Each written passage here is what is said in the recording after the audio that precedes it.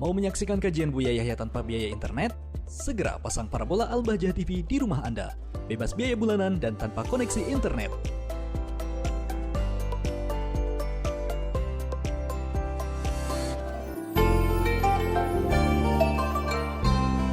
Assalamualaikum. Waalaikumsalam warahmatullahi wabarakatuh.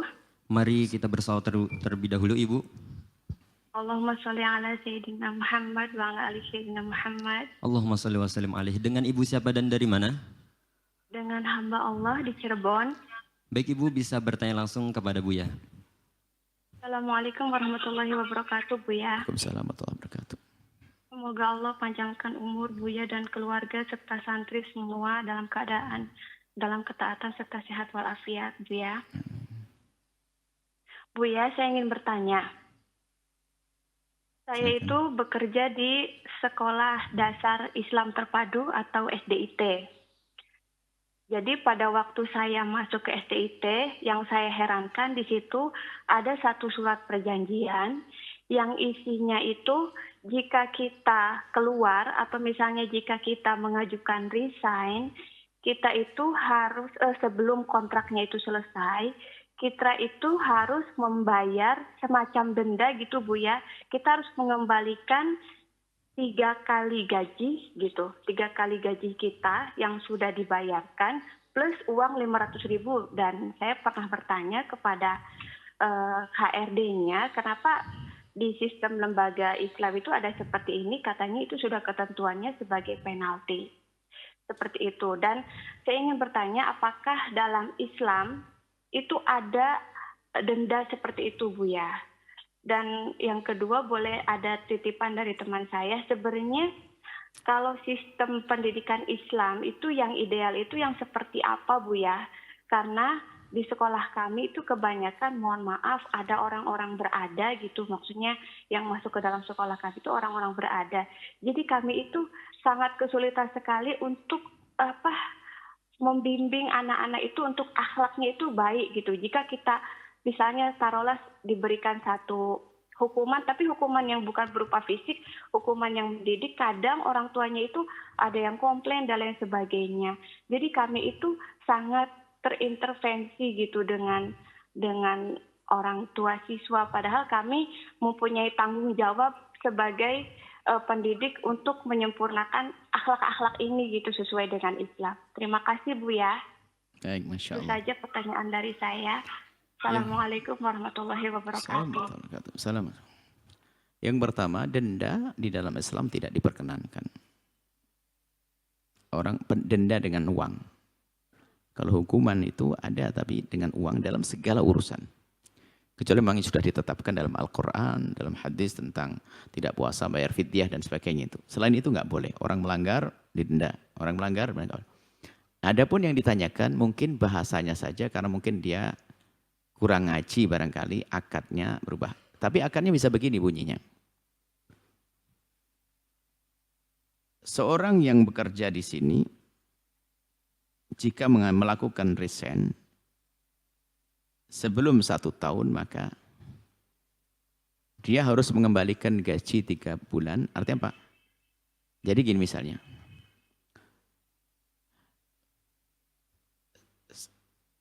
Akad yang dirubah. Tolong perhatikan. Seolah-olah begini. Anggap saja sehari lah. Sehari itu sama seminggu sama sebulan jadi sama. Tinggal. Jika sehari itu gajimu tuh 100.000, Pak. Kemudian kamu pengen ngambil dulu duitnya karena mau beli beras kayak 100.000. Tapi ingat, kalau ternyata kamu, karena ini urusan kerjaanmu tuh nggak bisa dipotong tengah. Kalau sampai kamu nggak sampai akhir berarti kamu nggak dapat gaji. Sebab kalau kamu berhenti di tengah jalan rusak ini. Berarti kalau engkau tidak menyempurnakan sampai jam terakhir maka dianggap kamu tidak berhak menerima gaji. Maka uang yang sudah kau ambil dikembalikan. Itu sah. Karena apa? Pekerjaannya nggak bisa diputus tengah jalan. Ngajar juga begitu. Ustadz yang resign pertengahan stres santrinya siswanya. Maka bunyinya tidak begitu. Jika ternyata Ustadz ini atau kok resign sebelum waktunya, maka gaji yang telah diambil itu telah dianggap tidak sah. Kenapa? Dia tidak menyempurnakan tugasnya. Berarti tidak berhak mendapatkannya. Artinya gajimu akan kau ambil utuh kalau kau menyempurnakan. Sebab kalau tidak menyempurnakan, repot. Apalagi pendidikan ini kan susah. Ustadznya nyari ustadz, apalagi sekolah-sekolah kelas. Tiba-tiba ustadznya berhenti tengah jalan. Bingung cari ustadznya, santri nanti. Makanya jadi sifatnya gaji itu diterima kalau memang betul full. Kalau tidak full sesuai dengan perjanjiannya. Bukan memotong, yang nggak boleh adalah dipotong dendanya, enggak. Jadi kayak tadi, jadi gaji 1 tahun itu berhak Anda ambil semuanya jika Anda memang menyelesaikan sampai 1 tahun. Tapi kalau Anda tidak bisa menyelesaikan 1 tahun, enggak. Misalnya, wah tahun ke-7, bulan ke-7 saya berhenti. Kalau berhenti di bulan ke-7, maka Anda hanya berhak mendapatkan gaji bulan pertama, kedua. Sesuai perjanjian. Bulan ini karena, atau tidak mendapatkan gaji. Karena apa? Anda telah berhenti sebelum waktunya. Kenapa? Ini pendidikan urusannya dengan orang banyak. Tinggal dia mau atau tidak. Kalau nanti, ya biasanya itu akan damai. Sebetulnya kalau kita naik mobil saja, 100.000 dari sini sampai ke Bandung. Ya kan? Akadnya nyampe kan? Kalau tiba-tiba di tengah jalan, di padang pasir sana, di padang itu, Pak sampai di sini aja deh, saya nggak mau, separuh deh rezekinya. Mau enggak?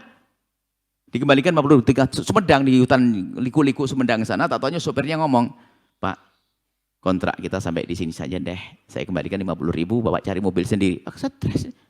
Enak aja ente. Ini turunin di sini bagaimana? Kayak begitu. Jadi tinggal akadnya saja yang perlu dibenahi. Kalau pakai bahasa denda ya jelas salah. Makanya membuat akad itu perlu dirapikan. Kelihatannya ini harus buatkan contoh lah. Nanti insya Allah setelah ini kita akan duduk dengan anak-anak. Masalah-masalah fikih begini ini bagaimana lembaga-lembaga pendidikan. Termasuk di saat lembaga pendidikan tiba-tiba baru masuk mau keluar. Mana yang boleh diambil. Apakah ini mejanya, kursinya, ranjangnya mau digendong atau bagaimana. Ini kan perlu dibahas juga. Tapi yang penting adalah akadnya. Seperti itu ya. Jadi kalau akadnya benar adalah misalnya akadnya Anda tidak berhak menerima gaji semuanya karena Anda putus tengah jalan seolah-olah Anda belum mengerjakan. Karena apa? Pekerjaan ini nggak boleh diputus tengah jalan. Nah, itu seperti itu. Karena membahayakan tentang program. Bahaya nanti seenaknya. Bisa saja ada orang masuk di situ memang program menghancurkan sekolah. Contohnya apa? Orang berkualitas daftar ke situ. Sudah diprogram, 3 bulan kau keluar semuanya. Berantakan. Nah, bisa saja begitu. Untuk merusak sebuah sekolah. Ya kan? Keluar semuanya. Bareng semuanya. Keluar sekolah yang dikemas dengan sekolah bonafit kelas ini akhirnya dirusak. Maka ada perjanjian. Cuman yang jadi masalah akadnya. Akadnya harus dirubah dengan jelas. Bukan pakai bahasa denda. Seperti itu. Sekolah Islami yang ideal itu. Dalam beragama itu wahai ibu yang soleh. Enggak ada yang sempurna. Tapi orang hebat itu berusaha untuk menyempurnakan. Enggak ada kita sampel. Ini sekolah Islami sempurna. Bagaimana mengatakan tersempurna? Pasti ada kekurangan. Tapi hendaknya kita selalu. Dalam beragama orang per orang. Orang ini rajin ibadah sholatnya, puasanya kurang. Orang yang rajin puasa sholat, matanya suka melihat haram. Orang ini sudah meninggalkan haram Allah semuanya. Hatinya suka ngedengki. Macam-macam. Nggak ada yang sempurna dalam beragama. Tapi orang hebat adalah yang menyempurnakan kekurangannya. Kalau Anda mencari sekolah yang tidak punya kekurangan sampai mati, tidak bisa dapat sekolah. Tapi karena itu sekolah Anda sempurnakan bersama. Anda merasa memiliki sekolah tersebut.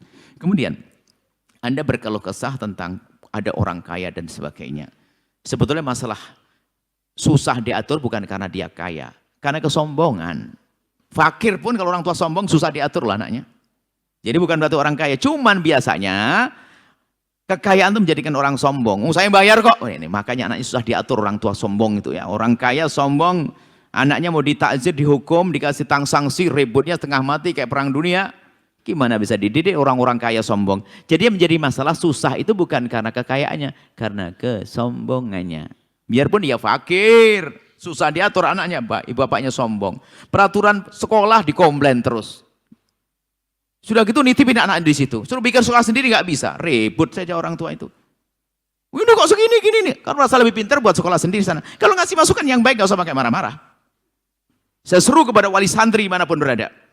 Karena kita menemukan teman-teman apa yang punya sekolah kadang-kadang wali santri komplain segala macam gini-gini ini. Wong dia didik anaknya gak mampu, buktinya dikirim ke sini mau komplain saja. Memang modelnya komplainan dia. Kayaknya di rumah setiap hari komplain sama istrinya dia gara-gara keasinan, kemanisan, kepedesan. Model komplainir itu.